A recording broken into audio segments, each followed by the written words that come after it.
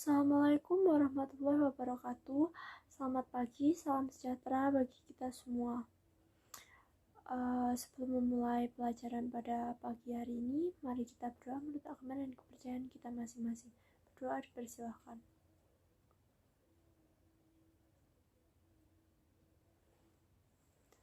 Berdoa selesai. Oh ya, sebelumnya, apa kabar teman-teman semuanya? Apakah hari ini ada yang izin ataukah sakit? Pada kesempatan pagi hari ini, kita akan belajar tentang materi teks ceramah, lanjutan dari materi sebelumnya. Kalian kemarin sudah mengetahui bahwa tentang definisi dari teks ceramah. Ada yang masih ingat teks ceramah itu apa? Teks ceramah adalah teks yang terdiri dari beberapa paragraf untuk memberitahukan atau menyampaikan suatu hal pada halayak luas. Tujuan dari teks ceramah adalah memberikan wawasan tambahan atau membuat pembaca menjalankan suatu hal baik secara langsung melalui media elektronik maupun media digital.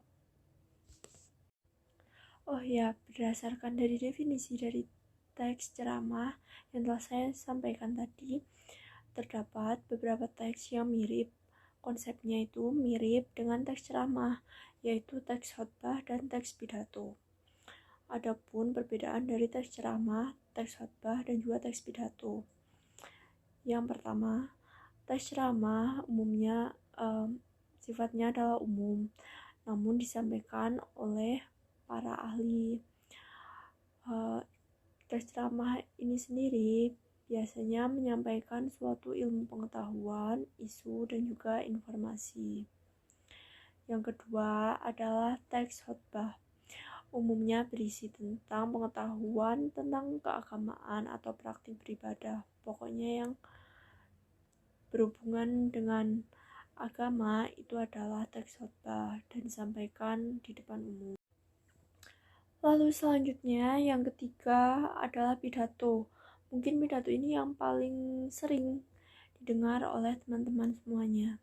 Pidato biasanya bersifat persuasif, yang bertujuan atau diharapkan dengan mendengar pidato ini, pendengar merubah persepsinya tentang suatu isu. Misal lagi membahas isu A, mengubah pandangan pendengar terhadap isu tersebut yang sedang dibahas. Jadi memiliki persepsi yang banyak, persepsi beda-beda. Lalu bisa memotivasi pendengar dan juga dapat berfungsi untuk mencari dukungan seperti orasi ketua OSIS, calon legislatif, dan lain sebagainya. Seperti itu. Lanjut materi berikutnya. Oke, lanjut berikutnya. Ada metode dari teks ceramah atau metode menyampaikan ceramah. Terdapat dari 4 jenis. Yang pertama adalah impromptu. Impromptu itu adalah metode menyampaikan ceramah tanpa persiapan. Biasanya impromptu itu dilakukan oleh orang yang sudah ahli berceramah, sudah biasa berceramah, jadi tanpa persiapan pun dia udah otomatis saja bisa menyampaikan ceramahnya. Ya, yang kedua, menghafal. Metode ceramah yang ini biasanya dilakukan dengan persiapan yang sangat matang. Jadi biasanya tuh kalau metode menghafal, dia membuat teks dulu lalu dihafalkan baru disampaikan di halayak ramai. Seperti itu. Oke, kita lanjutkan. Yang ketiga adalah metode metode menyampaikan ceramah dengan membaca naskah. Jadi seorang penceramah itu sudah menyiapkan teksnya, terus dia membaca di depan umum, membaca ceramah. Dan yang terakhir, yang keempat, yaitu metode ekstemporan, di mana penceramah itu udah nyiapin naskahnya juga. Cuma bedanya kalau yang membaca naskah, dia menuliskan naskahnya secara keseluruhan, dan membacanya secara keseluruhan juga. Kalau ekstemporan dia hanya menuliskan secara garis besarnya aja, terus dikembangkan sendiri saat menyampaikan ceramah. Seperti itu perbedaannya. Sekarang kita membahas tentang struktur dari teks ceramah. Jadi setiap teks itu kan punya strukturnya masing-masing. Nah, hal ini juga berlaku untuk teks ceramah. Teks ceramah memiliki 3 bagian, yaitu pendahuluan yang di dalamnya berisi pembuka dan juga pengantar dari isi teks ceramah itu sendiri. Yang kedua itu ada isi pembahasan teks ceramah yang terdiri dari isi dan gagasan. Gagasan itu isinya pendapat dari penceramah itu sendiri. Yang ketiga adalah penutup yang berisi tentang kesimpulan, ucapan terima kasih, dan juga salam penutup. Setelah kita membahas tentang struktur dari teks ceramah, sekarang kita akan membahas unsur-unsur kaidah kebahasaan dari teks ceramah. Yang pertama adalah teks ceramah itu biasanya menggunakan kata ganti orang pertama, baik tunggal maupun jamak, seperti saya, aku, kami, dan lain sebagainya. Yang kedua, biasanya teks ceramah itu menggunakan kata ganti orang kedua, jamak, seperti bapak-bapak, hadirin sekalian, kalian, saudara, dan lain sebagainya. Masih banyak contohnya. Yang ketiga, kita lanjut ke yang ketiga, yaitu teks ceramah biasanya menggunakan kata-kata yang menunjukkan hubungan sebab akibat. Biasanya seorang penceramah itu kan dia memaparkan sebuah informasi. Di sebuah informasi itu pasti ada penyebab dan akibatnya. Seperti itu. Jadi biasanya teks ceramah itu terdapat kata-kata yang menjelaskan tentang hubungan sebab akibat. Seperti biasanya ada kata kuncinya, yaitu kata-kata akibatnya, oleh karena itu, dengan demikian, maka, dan lain sebagainya. Yang keempat itu menggunakan kata kerja mental. Lanjut ke kaidah kebahasaan yang keempat. Biasanya teks ceramah itu menggunakan kata kerja mental. Pasti ditemukan kata kerja mental. Kata kerja mental adalah kata kerja yang subjek pada kalimatnya itu memberikan respon. Contoh kalimatnya gini.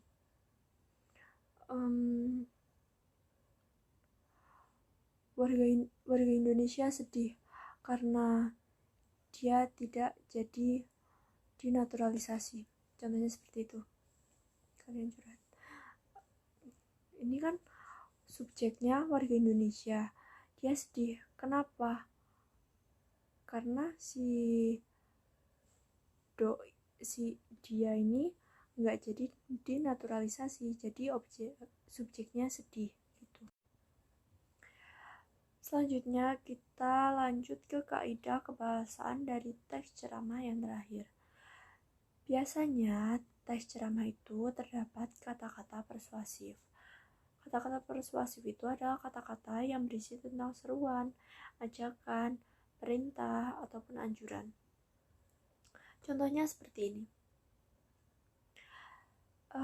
Gimana ya kalimatnya?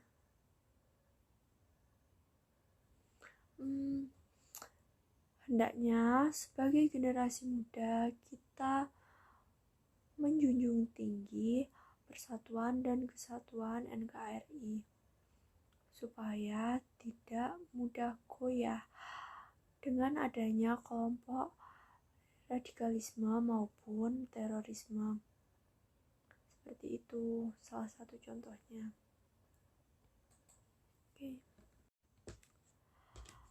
Oke, sekian materi pada pagi hari ini. Apakah ada yang ingin ditanyakan? Saya tunggu. Oke. Kalau tidak ada yang ingin bertanya, gantian saya yang bertanya. Enggak. Saya nggak mau nanya karena saya juga nggak tahu mau tanya apa. Jadi seperti ini. Saya mempunyai beberapa contoh teks. Jadi saya minta teman-teman semuanya mengidentifikasi beberapa teks ini. Saya punya 6 contoh teks. Jadi teman-teman mengidentifikasi contoh-contoh dari teks ini, lalu kalian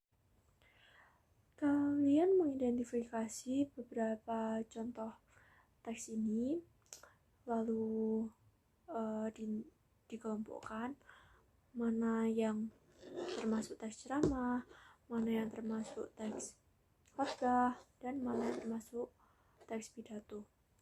Lalu jangan lupa tuliskan alasannya mengapa, contohnya gini, mengapa teks A itu termasuk teks ceramah, kok teks B bisa teks khotbah, itu alasannya kenapa, biar kalian makin paham.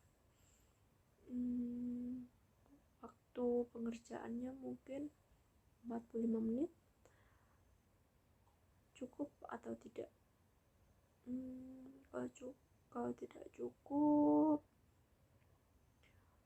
maksimal 1 jam ya, bisa.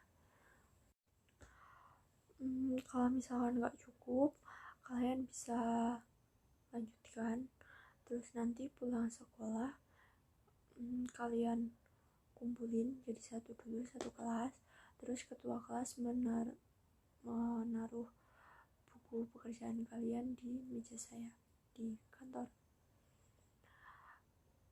Oke, sekian pembelajaran pada pagi hari ini. Bila ada kesalahan atau kekurangan, saya mohon dimaafkan. Dan kalau ada materi yang kurang jelas, bisa ditanyakan, bisa menghubungi saya, bisa ditanyakan. Saya akhiri. Sebelumnya kita berdoa dulu. Sebelum saya akhiri, kita berdoa terlebih dahulu. Berdoa dimulai. Berdoa selesai. Saya akhiri. Wassalamualaikum warahmatullahi wabarakatuh. Terima kasih.